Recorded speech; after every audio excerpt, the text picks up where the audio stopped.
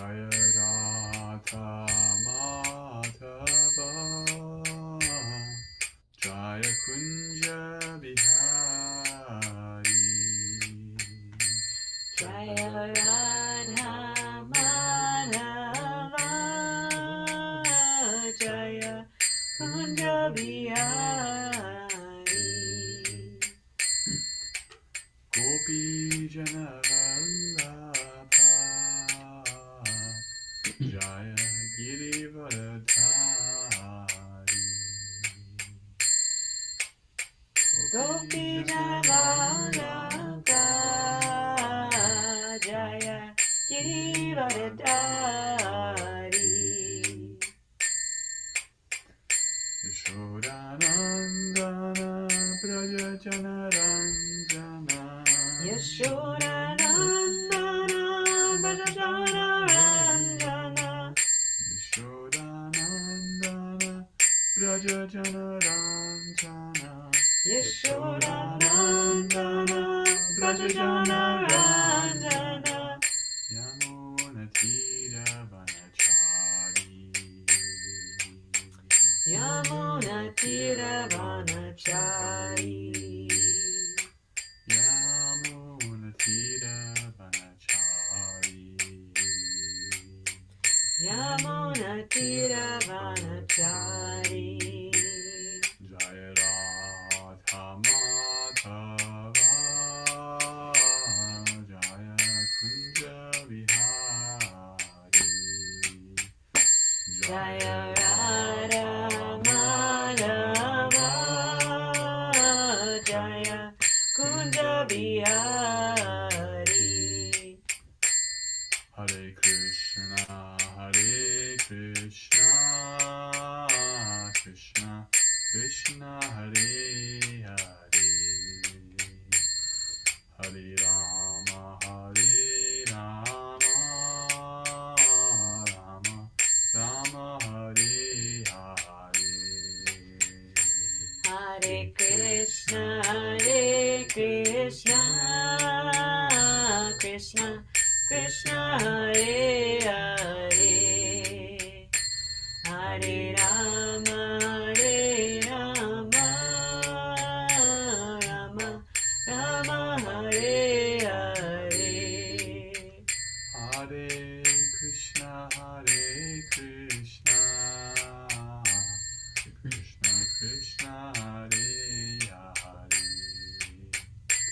Hare Rama Rama Rama Hare Hare Hare Krishna Krishna Krishna Hare Hare Hare Rama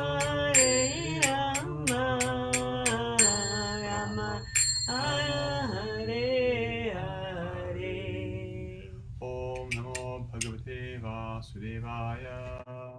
Namo Bhagavate Vasudevaya Om Namo Bhagavate Vasudevaya Om Namo Bhagavate Vasudevaya Om Namo Bhagavate Vasudevaya Om Namo Bhagavate Vasudevaya Om Namo Bhagavate Vasudevaya Jai. Continuing with the Srimad Bhagavatam, Canto 1, Chapter 2. We're on text 15. 1 to 15.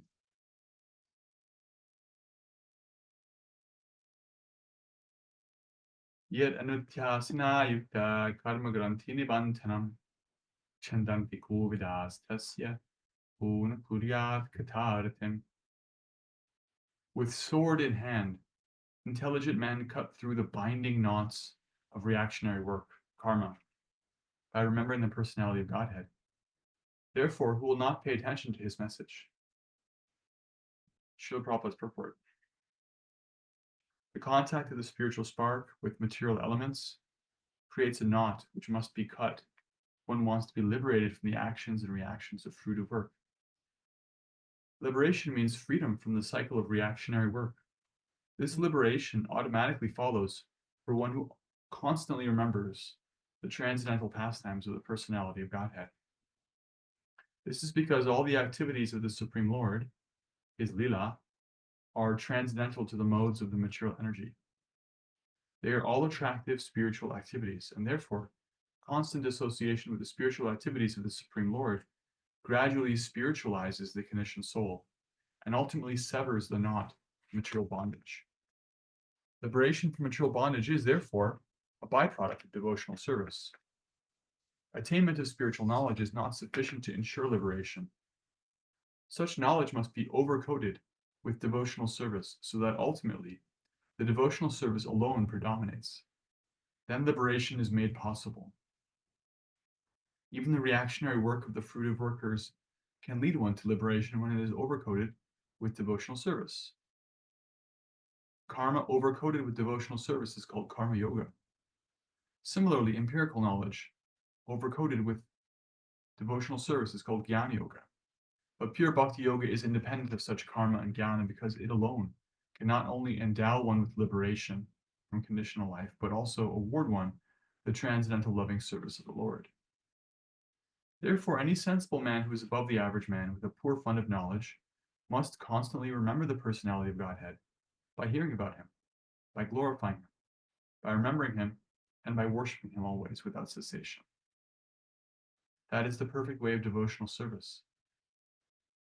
The Goswamis of Vrindavan, who were authorized by Sri Chaitanya Mahaprabhu to preach the Bhakti cult, rigidly followed this rule and made immense literatures of transcendental science for our benefit. They have chalked out ways for all classes of men in terms of the different castes and orders of life, in pursuance of the teachings of Srimad Bhagavatam and similar other authoritative scriptures. Jai. Jai. Bhagavatam ki jai. Jai. Om Jnana Timirandhasya Jnananjana Shalakaya Chakshurmilitam Yena Tasmai Shri Gurave Namaha Vanchakalpatarubhyascha Kripasindhubhye Vacha Patitanam Pavanebhyo Vaishnavebhyo Namaha Jaya Shri Krishna Chaitanya Prabhu Nityananda Shri Advaita Gadadhara Srivasadi Gaur Bhaktivinoda Hare Krishna, Krishna Krishna, Hare Hare, Hare Rama, Rama Rama, Hare Hare. Hare Krishna. Hare Krishna. So last week's verse was about, therefore, with single pointed attention, we should always hear about, remember, glorify, and worship the Lord, and the benefits of that, how that's the natural function of the soul. And so that's referred to here. Prabhupada points out that the whole point is to achieve remembrance by those four things: hearing, chanting, thinking about, meditating on, and worshiping. And so he points out here that one of the benefits, so this liberation, right? Moksha, this is it can seem very esoteric, and in a way it is, because to really understand the point of what liberation is, we have to understand what we're getting liberated from, which means going back and understanding how we're actually spiritual beings, and we don't actually have a fundamental connection with matter, right? The Vedanta Sutra points this out, that we actually have no fundamental connection to the material world. We don't belong here. We're not a product of this world. Our material aspects of our lives are our bodies, our gross and subtle bodies, including the mind. They're a function of the material energy. We, however, are not. So understanding that, and then understanding what we're getting liberated from, what is matter. So in that way, there's a certain amount of technicality in understanding what moksha is. And the Bhagavatam and Bhakti Shastra, they go over that in detail to help us understand, so that we can become detached. Who we are, how we're not the body, how we're not the material mind, and how we're actually spirits of units of spiritual consciousness. And at the same time, with all that technical knowledge, it really boils down to something rather simple, that we can feel. It's actually a visceral thing. What bondage is. Bondage means to be addicted to an idea or an experience that's foreign to you. And that's actually something we can experience as conditioned souls. I suppose an ever liberated soul wouldn't experience that. Although when they appear in this world, they accept the conditions thereof in order to share the message. There's a way in which, as spiritual beings, as units of consciousness, we actually are completely foreign to the conditions of birth and death. We're completely foreign to the conditions of the body, and yet we accept them because we live in the body. And we live in the body because we've chosen to, ultimately, because we've accepted that which is foreign, the idea that we're independent from the Lord, the idea that we exist on our own, that we're the center, we're the enjoyer, we're the controller. These kinds of ideas in all of their different permutations. And the permutations can vary. Everybody has their own particular flavors of Maya, their own flavors of false ego, but they're all basically forms of illusion. It's like a little pretend, like games of pretend, like children play pretend. And in a game like that, you create some idea that seems appealing, and you play it out. And that's what our material lives are. They're playing out ideas. And Krishna is facilitating that, actually. He doesn't just close the door on those games of make-believe. He lets us continue to play them. And yet that situation is a situation of bondage. Because when you're in that, A, it's not true. And B, the more you're in that, the more often you're in that kind of consciousness, the harder it is to remember who you are. It's the matrix. The matrix of illusion. Because we are so porous, as my Guru Maharaj put it in that recent talk, we're porous. Like, we're very affected by our environment. If you look at your body, if you look at real close, it seems like a solid thing, right? It's not solid. It's actually very porous. There's a lot of things going in and out of the body all the time. And it's regulated so you don't just like fall apart. But the point is, whatever you get close to, you become affected by. If you eat a bunch of spicy food, you're going to sweat a bunch of spicy sweat. And it's going to go through your intestines, and it's going to come out your body, and it's going to affect your mind. Everything that we do, everything we come in proximity with affects us. We're actually always in relationship with all of reality, materially, but also spiritually. So that's what bondage is. It means to be attached to by proximity, by usage, by being used to it. We're attached to some reality that's foreign to us. That's bondage. And liberation means things as they are. So those who are attached to the path of Gyan will talk about bondage and liberation at length, because that's really the extent of their understanding. The devotees, devotional shastra like Bhagavatam will address it. However, the ultimate point is the positive, not the negative. Because as this verse is pointing out, it's that remembrance of Krishna, it's that connection with Krishna that actually automatically deals with the question of bondage as a byproduct, right? It's what's called a concomitant factor. It automatically follows. It's not that liberation is a goal for the devotees.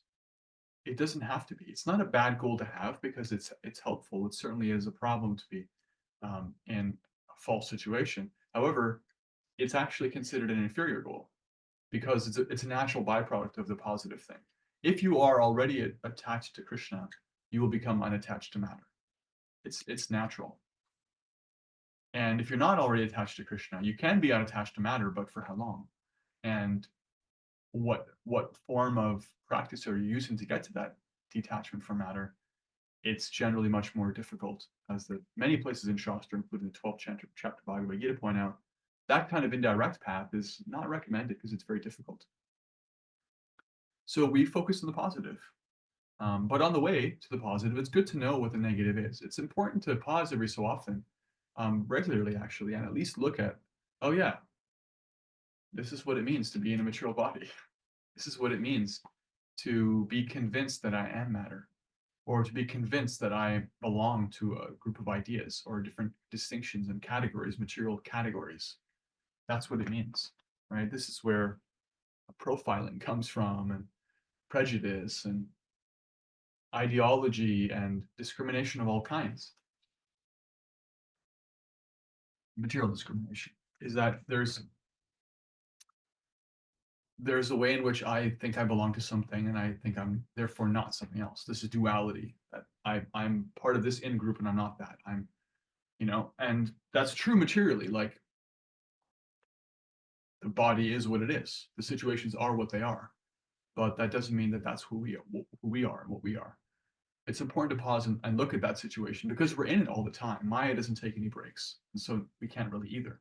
But in examining that and wanting to do something about it, our fundamental conclusion is that I gotta take bhakti seriously, because along with the positive relationship we're developing with Krishna, we naturally become detached from that. And this verse talks about it in the form of cutting a knot, right? If you see a knot, you look at it, like, knots are actually very tricky. All you need to do is tighten something too much, maybe apply some water, and then next thing you know, it's like impossible to undo it, right? A knot. It's just, how do you actually trace out how it became knotted? Now, there's two ways to cut a knot. One is to go in reverse and reverse trace out how it became that way, and very carefully tease out that knot. And the other way is to just do what this verse says: cut it, just cut it, not cut it, with a sword in hand, just cut it right in half, right? Story of Alexander the Great dealing with the so-called Gordian knot that way. This great knot that people couldn't deal with, and they just pulled a sword out and cut it in half. And that's what bhakti is. It doesn't actually deal, therefore, fundamentally with technical philosophy and all the ins and outs of moksha and maya and all the different ways we can become confused and bewildered and attached in the world. It fundamentally deals with Krishna, which is simple. And that's good because we're simple, especially in this age. We're not actually that suited to intense philosophy. And if somebody thinks that they are or makes the claim that they are, then they should understand that the qualifications for living a life based on intense philosophy are severe austerity, solitude, separation from society, celibacy, silence, and a really long lifetime to actually practice the kind of those practices of austerity and so forth, and meditation, requisite to actually tease apart, I'm not this, and finally get at what's underneath. And Lord Chaitanya's process is very simple. Here's the Maha Mantra. Cut that knot. Mm-hmm. And it's tangible when one chants. In fact, if we think about even our first experience of chanting, is like, it's kind of interesting. If you go on a public harinam, chant in public, you see this. There's a way in which the Maha Mantra is mysteriously attractive. And people are like, what is that? They look at it. And sometimes they're kind of really set in their ways and they're like, there's a little bit of judgment or fear. Sometimes they're younger, a little bit more trusting, a little bit less guarded. You see with children, just like start dancing naturally. And sometimes there's somewhere in between, and you never know, because it's a very personal thing. Someone can be very open and very, like, on the surface, you would think this person would never be interested. They're like, I don't know, covered in tattoos or very rough looking, and they're like, I like what you guys are doing. This is really nice. I like this.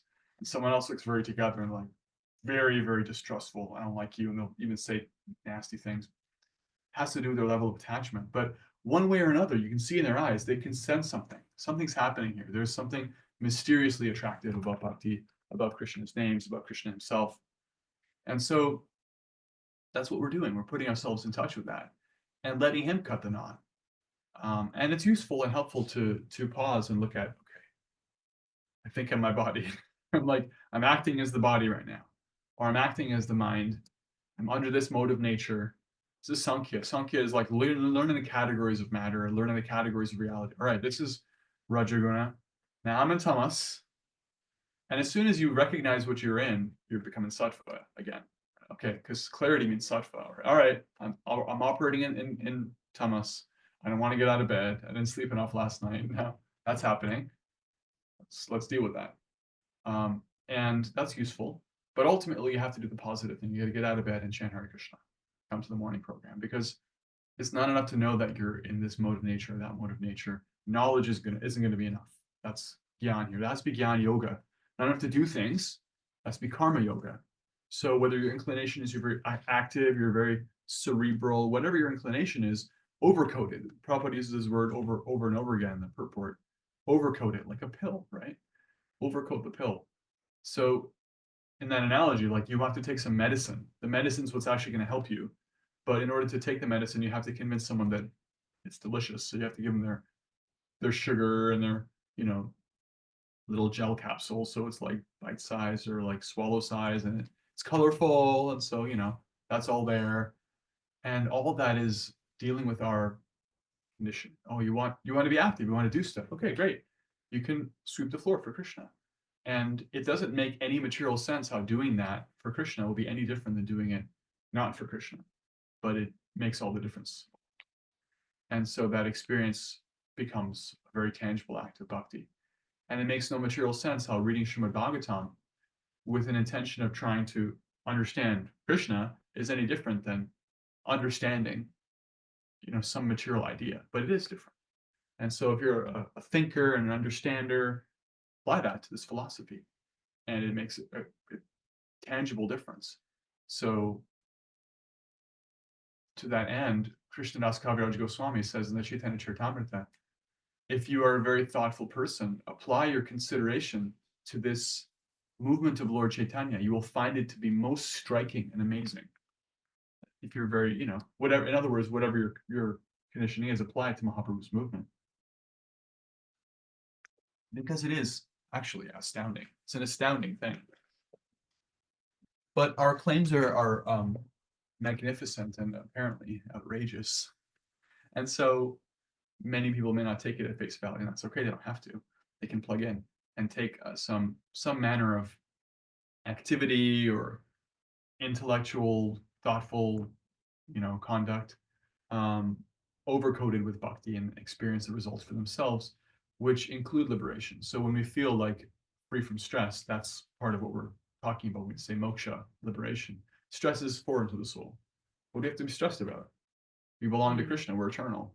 We have nothing to do with the comings and goings. The politics, I don't belong to this world. I belong to Krishna. Birth, death, disease, no, I'm not. I never die. I was never born. That's all foreign. So there is no such thing as all those objects of stressors mattering. However, we take that on because of our condition. So when we see like that there's some way in which we're being relieved by a practice of bhakti, that's an experience, some temporary experience, perhaps, of liberation. And as our bhakti practice deepens, that experience becomes deeper.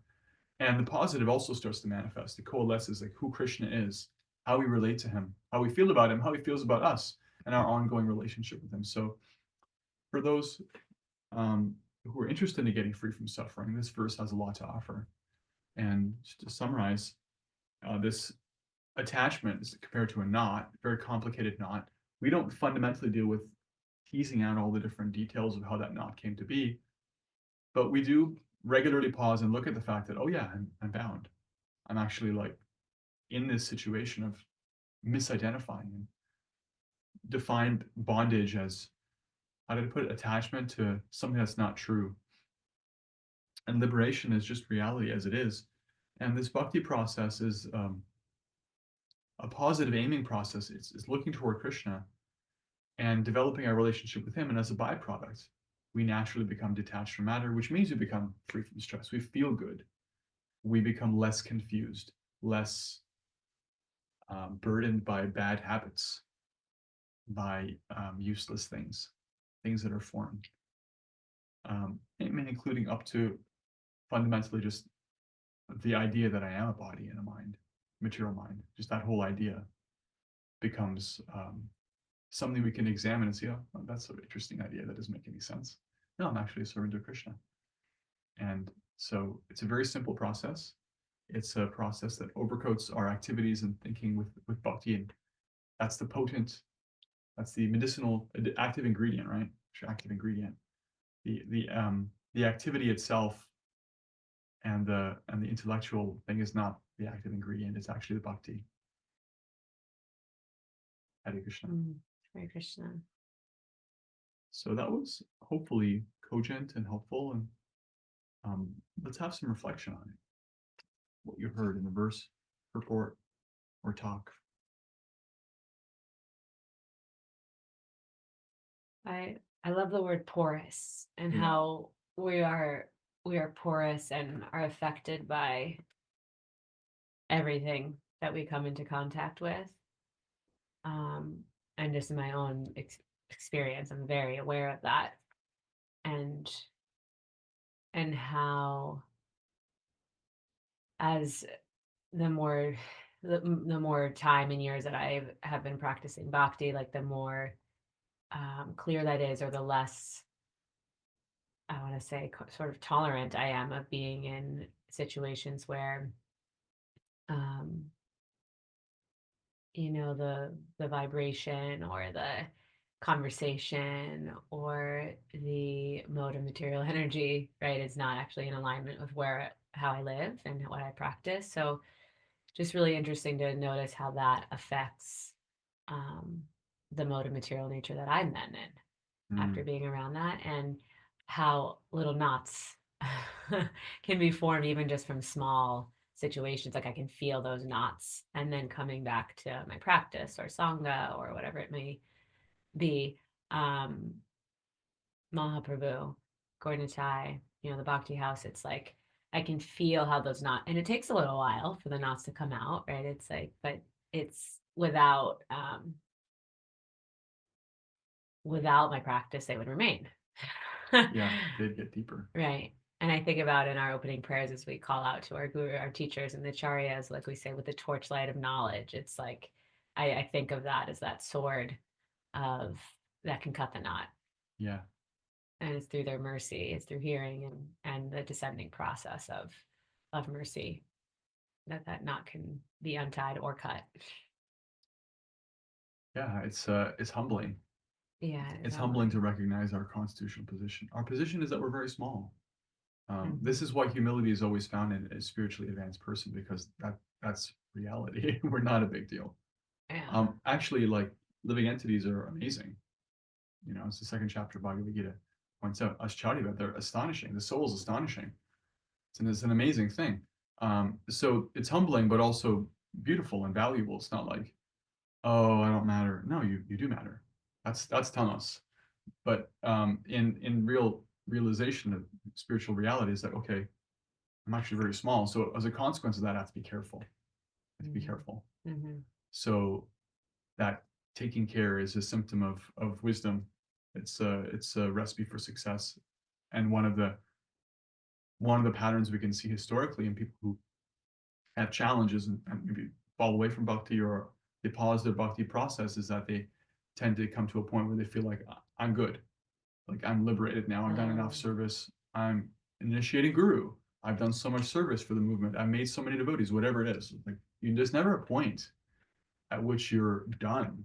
You know, that's a material consciousness thing of like, oh, if I get there, yeah, then I'm actually God. Now I've made it. Yeah, that's still just Maya. It's like, I'm always a servant.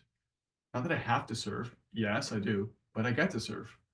And so part of being a servant is that we have to understand our relationship with the other energies. And so, like you're saying, the modes of nature are like whatever they are, they're very big.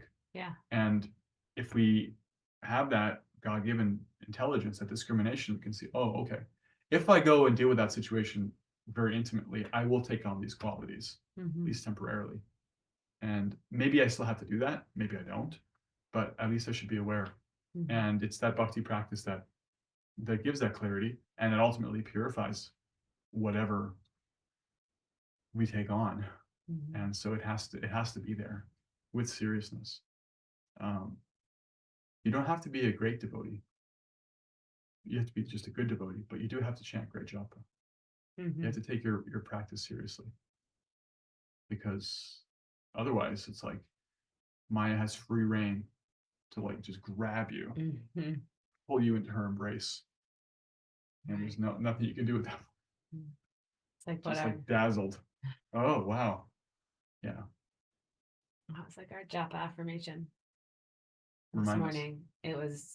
Is that like your mala, your beads are Your ticket. your ticket home to Godhead, and underscoring the importance of chanting quality japa. That's like the most important thing, basically. The most important thing. They said. Yeah.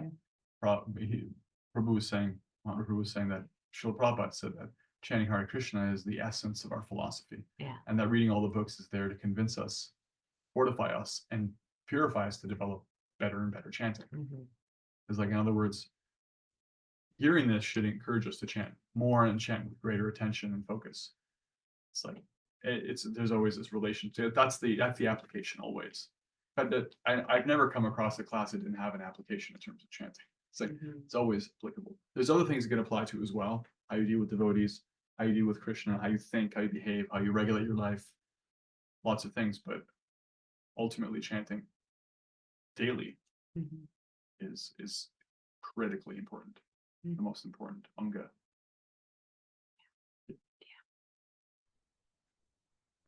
I really love the, I'm gonna go back to the knot for a second. No, I just really love, there's, two things that you can do with the knot, because, you can spend a lifetime trying to figure everything out, right? Trying to reverse engineer the situation you're in or whatever it is, and we do, in our material lives. I mean, I think, at least for me, I can speak for myself, I've spent being somebody that wants to understand the world and wants to, understand why things happened the way that they did.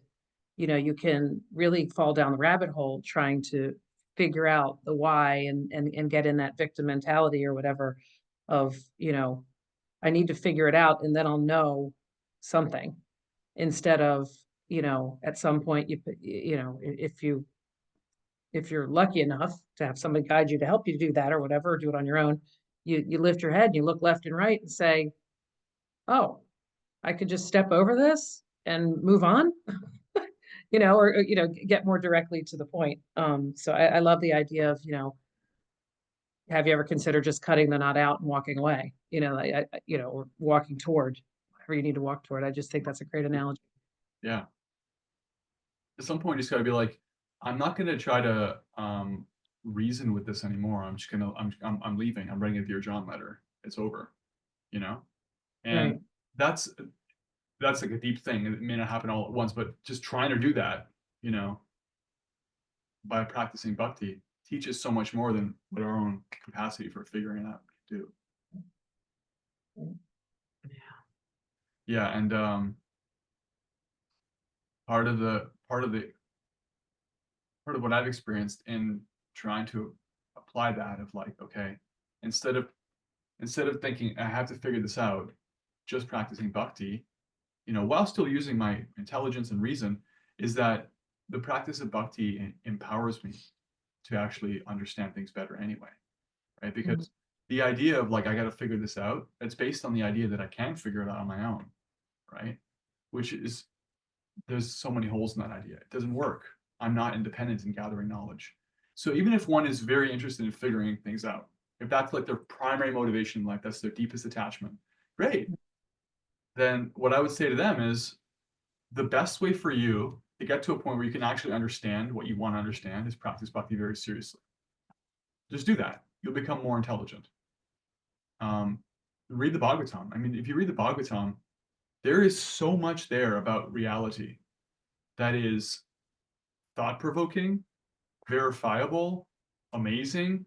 It's way beyond what any other philosophical presentation is offering. Like, that's all there. And in order to take it in, you actually have to read it in a mode of bhakti. So it's actually kind of a trick. It's like, oh, you want to understand? Okay, read this book. But the book itself is teaching you about how to actually practice bhakti, including how you relate to the book, so that you don't think of it as an academic exercise. It's actually very prayerful. And that's what lets Krishna in, and that's what lets us understand. Right? It's Krishna. It's that bhakti practice that opens things up, become karmically empowered. I mean, look at Srila Prabhupada. He could do anything. He could deal with all kinds of cultures. He could cook a perfect meal. He could lead a class. He could musically genius. He's like emotional, interpersonal, like absolute expertise, managerial expertise, intellectual, writing, all these things. How do you get that? It's bhakti. It's empowerment. all these activities, and also the intellectual thing. Like, you want to try to understand like the depth of a devotee, you're going to be staggered. I still haven't seen a philosopher as adept as Jiva Goswami. I've never seen it. Nobody comes close except for devotees, because devotees are empowered by Krishna. So really, we have to receive Krishna in our lives. That's the idea. And so when we start doing that, then you can make sense of it. Otherwise, we're scrambling. It's like it's really a trap to be like pressing pause on bhakti to try to figure things out. It's on the job training. You'll figure it out as you go. You got to practice bhakti and let Krishna help you figure it out. And the good news is that for people like you and I who need to understand and are kind of in our heads, nobody's saying don't ask questions and don't think, because like Arjuna is asking questions the whole time, right? Bhagavatam is full of questions and answers. That's all it is, like this conversation. It's very thought-provoking, but it's also not dry philosophy. It's not abstract. It's very applied. This is very much an applied science. Yeah. Jai. Thank you. Thank you. Yeah, no, I echo everything everyone's been saying. She used my phrase "reverse engineering" and had it written down. Thing. Yeah, reverse engineering. Because that's literally my job. Right. So it's very interesting. I love it. I mean, what Kishore said about humility, I was like, yeah, that's like between the two ways of trying to get away from the knot, right? The just cut it way takes a bit of humility, or a lot of humility, and like I would say even a bit of faith at the beginning, because it's like, hey, like I'm trusting that I'm gonna give up this attempt to reverse engineer consciousness or whatever, or like the why I'm here. Yeah. And I'm trusting that this process is going to work to an extent. And it's like he says in the report there, right? Like liberation is a byproduct of devotional service. Like, that's the only way. You know, you can attain spiritual knowledge. It's not sufficient to ensure liberation. It's like it is devotional service. That is the path, right? Like that's, and it's just like, yeah, okay. So I could spend my whole life reverse engineering why I'm here, but it's like, unless it's attached to, like you said, like the positive, right? Like it's really, Yeah. I love that like analogy. It's like, don't focus so much on the like negative, and like focus on the positive. It's just like, Right. yeah, like if you just do that, like that's your path to liberation. It's like we can spend all day figuring out all the negative stuff. So yeah, I mean, there's so many schools that are dealing with looking at biological reality and chemical reality and physical reality and electronic reality and psychological reality and interpersonal reality and political reality and financial reality. You know, how many are actually dealing with spiritual reality? And it's not that those other things don't have any utility. They do. We live in this world. We're not trying to renounce everything in the abstract way of like it doesn't exist.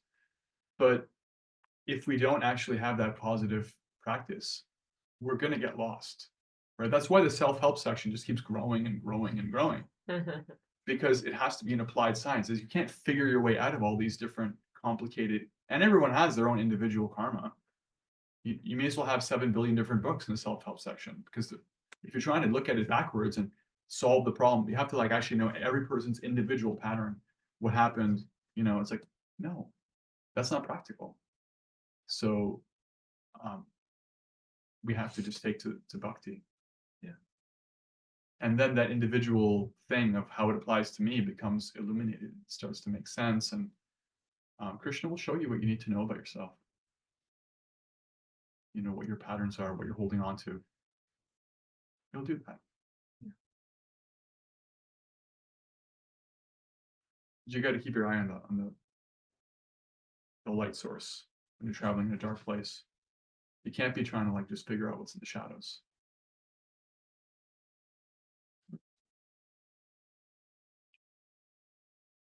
Okay. Srila Prabhupada ki jai. Jai. Srimad Bhagavatam ki jai. Jai. Cutting the knot of karma, the attachment, with the sword of bhakti jnana ki jai. Jai. Vanchakalpatarubhyascha kripasindhubhyev shaktitanam bhavanebhyo vaishnavebhyo namo namaha. Hari. Thanks everyone.